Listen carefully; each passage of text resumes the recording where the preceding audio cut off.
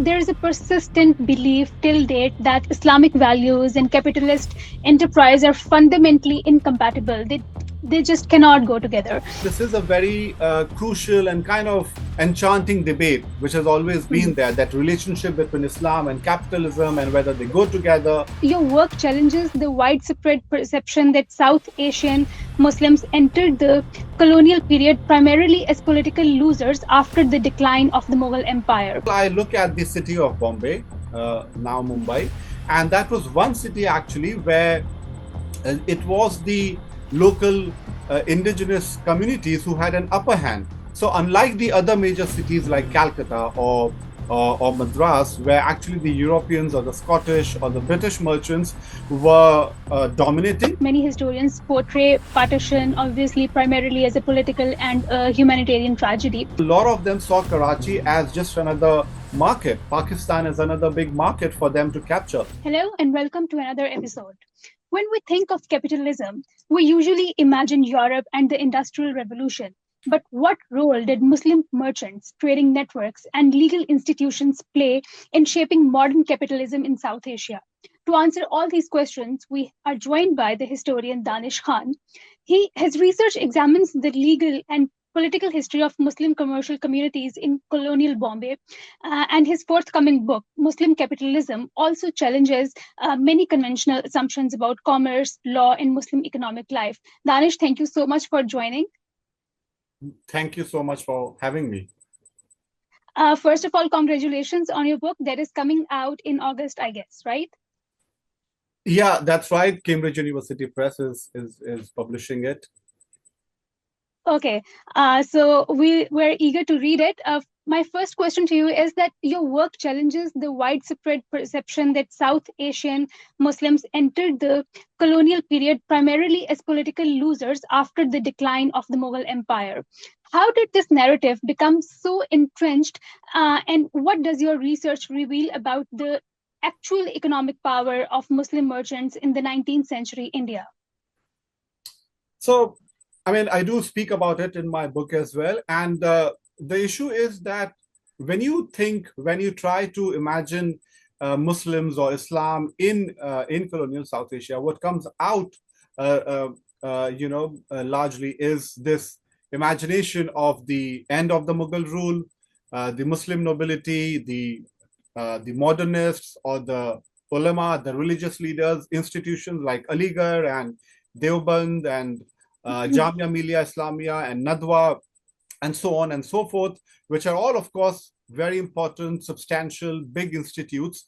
But what that translates into the historiography is largely then limited to what I call, the careers of the publicists, the political elites, or communal violence, separate electorates, political representations, and of course the Pakistan movement.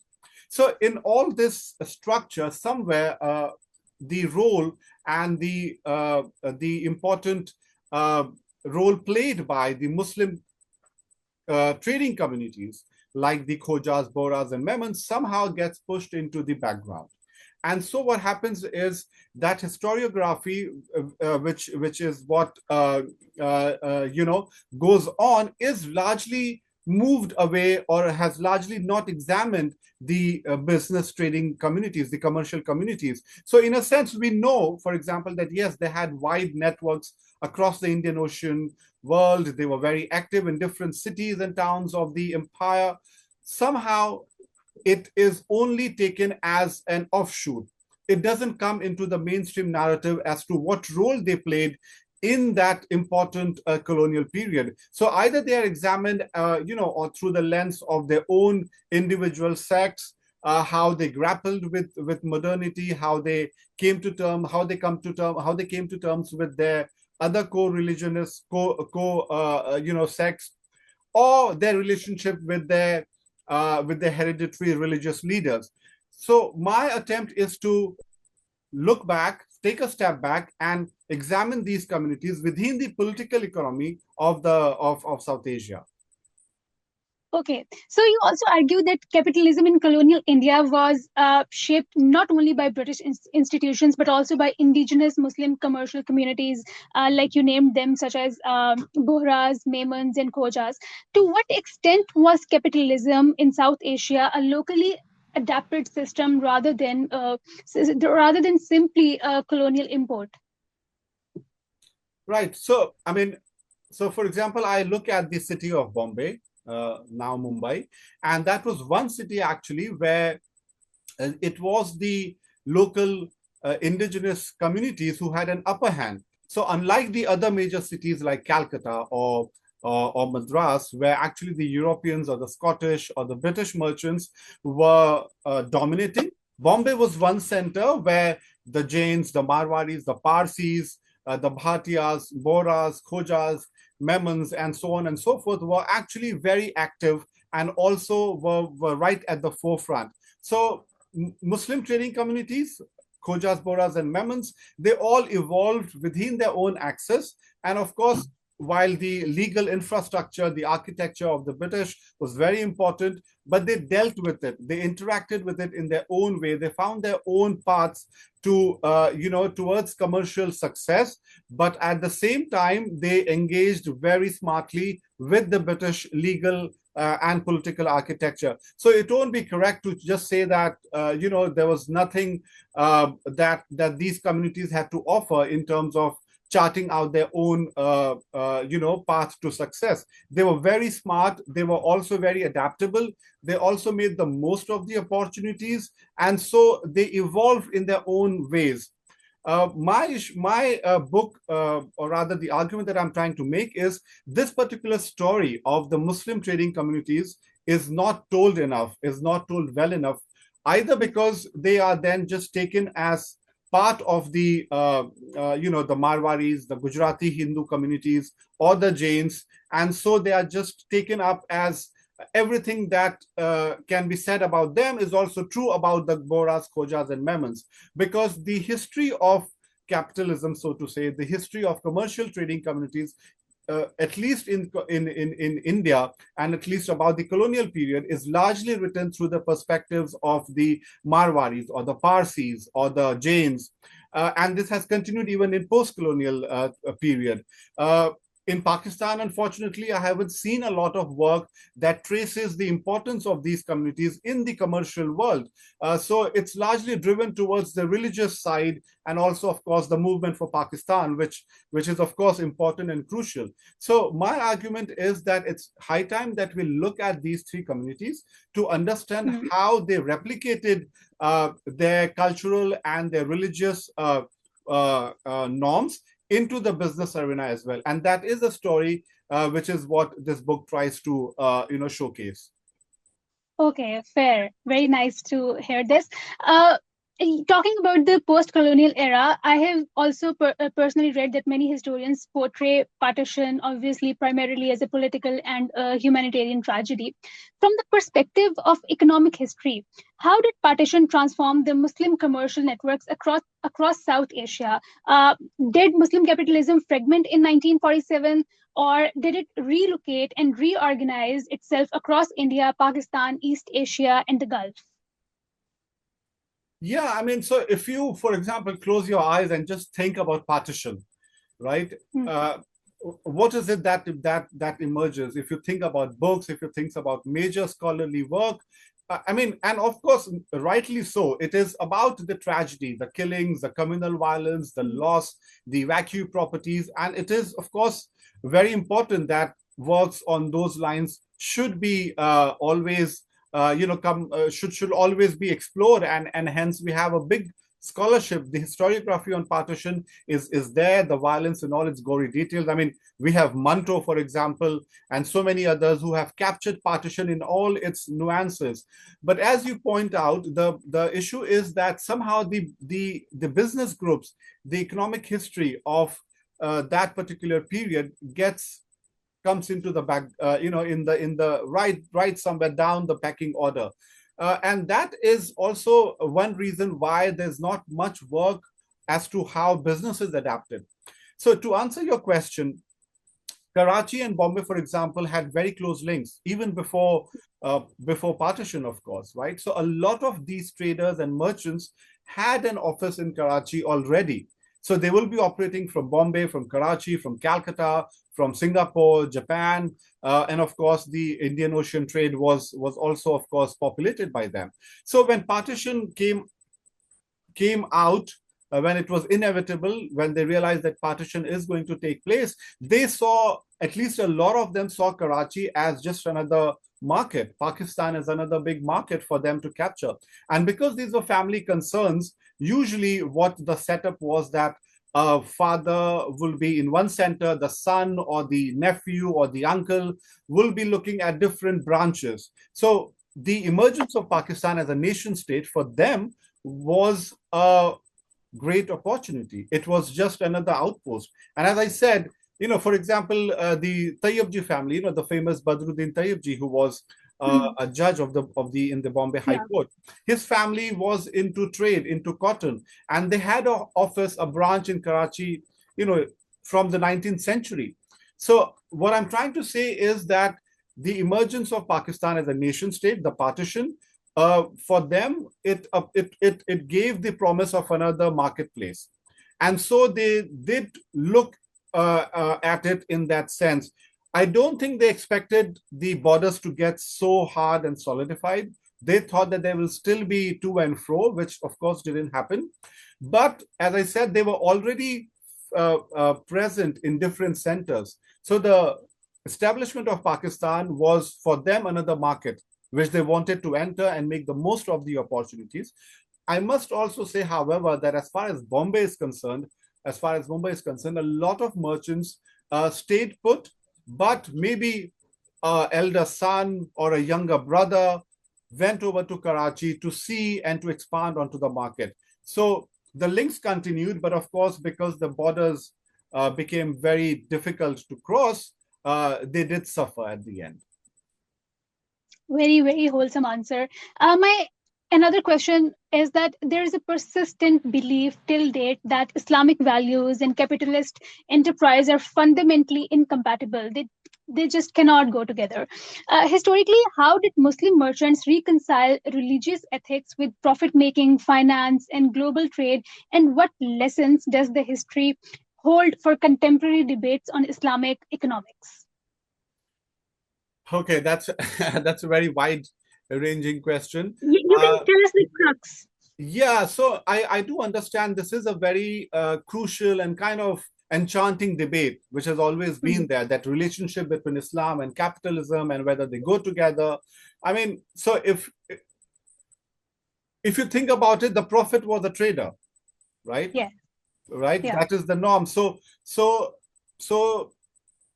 the Memons or the Khojas or the Bohras, what they have been doing is basically making the most of the commercial activities.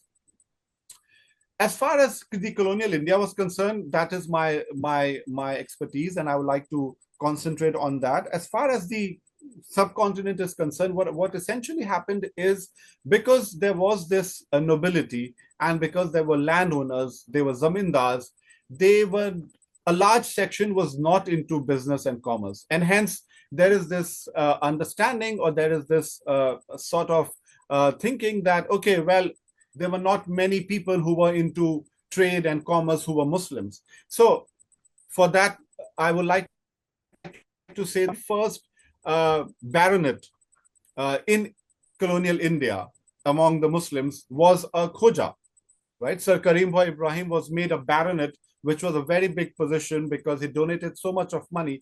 So what I'm trying to say is, it was not a Mughal nobility or one of the principalities or a princely state or someone, a zamindar or a landlord, but it was a Khoja industrialist who became the first Muslim baronet.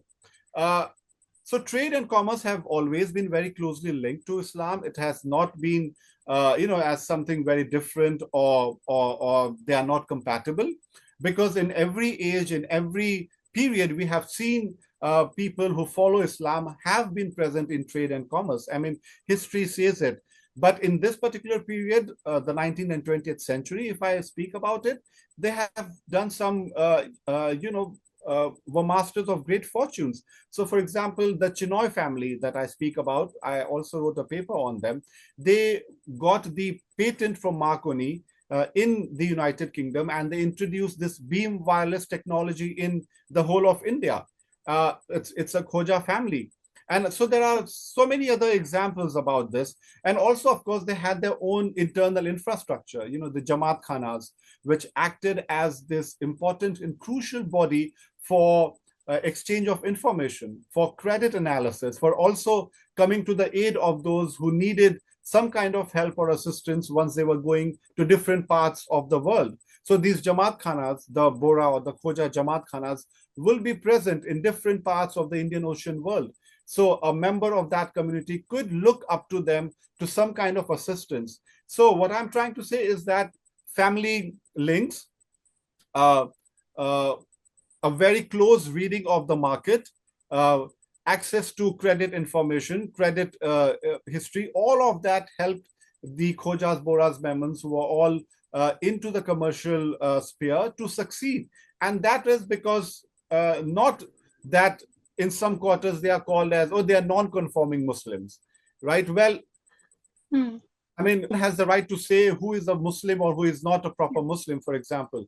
But my argument is that these people were representatives of Muslims in the political arena. So, for example, in the city of Bombay, all these people were getting elected as representatives of Muslims in the municipal elections, in the Bombay Legislative Assembly. And so they were all followers of Islam, but were in commerce and in industry. So this debate about whether capitalism and Islam, whether they are compatible or whether they are incompatible, I mean, it is a crucial question people ask, but I don't think anyone can say that the compatibility was not there. And these people are great examples of how things can go hand in hand. They replicated their success models in different parts of the world. Wherever they went, they took that enterprise with them, and then they moved on. Now, as you can see, the Memons, for example, are present in almost all parts of the world. So are the Khojas and the Bohras. They're very small in numbers, but of course, the businesses that they have helped is just marvelous.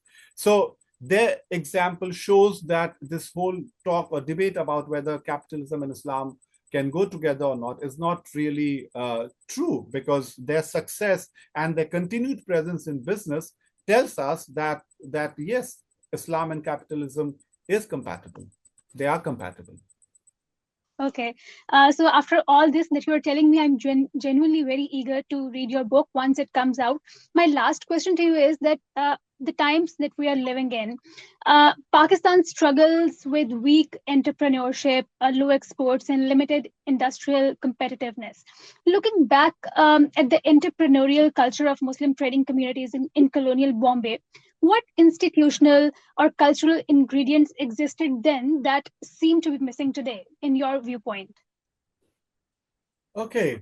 So, for example, I mean, I do, of course, write a bit about that in my book. So, for example, so if you look at politics and business, right, of course, it's very important. Merchants and industrial groups will always want to be on the right side of the power.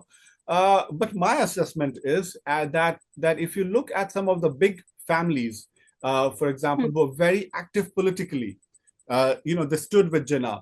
For example, the Ispahanis or Sir Adamji Dawood, or for example, the Jafars, the Memon family from Pune.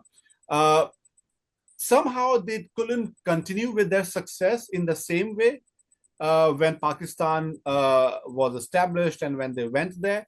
And why am I saying this? Well, because my assessment is that it need not be true that if you are very politically active, you will replicate that success in business and industry as well. So some of the bigger firms that grew phenomenally were actually not active politically at all. So the Bhawanis, the Saigals, and so on and so forth, they were not into politics as much as, for example, the Ispahanis were, or for example, the Jafars were. They were also running for elections. They were trying to, of course, run their businesses, and they did fairly well. But once Pakistan was established, my assessment is the families that became more powerful and successful in the commercial sphere were the ones who were not very active politically. So while, as I said, that industrial groups will want to be on the right side, that need not be the only ingredient for your success. What lessons can be learned? Well, the Khojas, Bohras, Memons in Bombay were very sharp and astute investors and businessmen. For them, a business opportunity, if it dictated going along with other members of the commercial community, be it Hindus or be it Parsis, they never stopped at that. So they latched onto every kind of opportunity. And also, most importantly, they were very alive to the fact that you need to have your pie, your fingers in different areas. So this was one important element that came out in my research, is that these big people in Bombay, the Mithas or the Habibs, for example, who started in Bombay, by the way, or the Chinoys or Rahimtullahs or the Karim boys, they were into all kinds of trades. They never concentrated into one particular area. Of course, there was some specialization. So the one key thing is that's how you mitigate your risk, by being present in different spheres of commerce. And that's how you can spread your risk and you can move ahead as well. That also helped them to branch out with their families, because inevitably they used to follow the joint family method. And so having more businesses, having different branches, allowed them to move their family members. So a very good and productive use of human resources within them. All these, kind of contributed towards their success. And I think that level playing field was important. But in Bombay, as I said, there was a lot of cooperation between the commercial communities, cutting across religious and racial lines, and that somehow also helped them prosper, because they were all into it together, striking alliances, looking at business avenues and making the most of it. And I think that's what is required. That is the recipe for success. Okay, so lastly, can you briefly tell us, please, that is there any single biggest misconception that your book overturns about the Muslim trade in history? Yeah, so as I said, my attempt here has been to reclaim that role that the Gujarati Muslim trading communities played. Because, as I said, in the writing of historiography, the scholarship on capitalism or business history that has evolved has kind of left them out, because, as I said, they don't follow a set narrative. So, for example, you can't say that they were supportive of Muslim League completely, or they were very enamored of the Congress party. No, they were into business, they were into commerce. So they were friendly with everyone. And so it becomes difficult to put them in a certain category, you see, and that's why they are written off. So the other point is that because the history of capitalism or of commercial success in India is again largely a history of the Marwaris or the Jains or the Parsis, whereas I'm arguing through a lot of arguments in my book, by giving examples and family history and archival work, is that these communities were very much present in Bombay. They played a very leading role. They gave mayors to the city. They were representatives of commerce. They sat on very important and influential commercial bodies. And so the businesses they ran, how they conducted themselves, this story needs to come out for us to understand that when you think about Muslims or Islam, it's not just about the religious side. It's not just about the movement for Pakistan. It's not just about communal strife, but it's also one of business. It's also one of commercial success. And you can only read that history if you examine the Khojas, Bohras, and Memons. And so that's what my book attempts to. Sure. Thank you so much for enlightening us on this part of the history. I'm sure all of the people who are listening to this show, they will be, eager to read your book. It will be out in August or in September. Just give me a final deadline date. Well, as I said, it's gone now. So I mean, the final date has not come, but it could be anywhere in August or September. That's what I understand. So yes. Okay. So thank you so much for the appearance on the show today. Thank you very much for having me. It was a pleasure.